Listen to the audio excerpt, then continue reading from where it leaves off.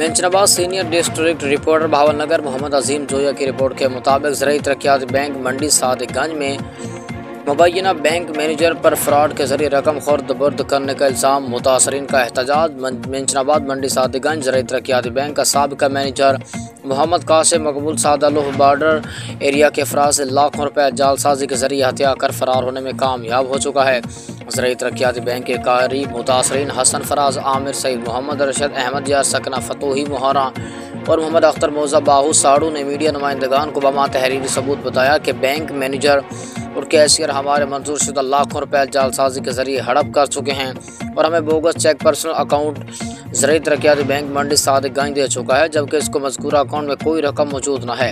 हम गुज़श्ता कई रोज़ से मारे फिर रहे हैं, मगर ताहाल हमारी सुनवाई न हुई है। हमारा अरबाब इख्तियार हेड ऑफिस ज़राई तरक्याती बैंक से मुतालबा है कि हमारी लूटी गई रकम वापस दिलवाई जाए और साबिका बैंक मैनेजर मोहम्मद कासिम मकबूल के खिलाफ धोखाधड़ी से फ्रॉड करने पर मुकदमा दर्ज कर दिया जाए और इंसाफ की फराहमी को यकीनी बनाया जाए। बसूरत दीगर भरपूर एहतजाज किया जाए।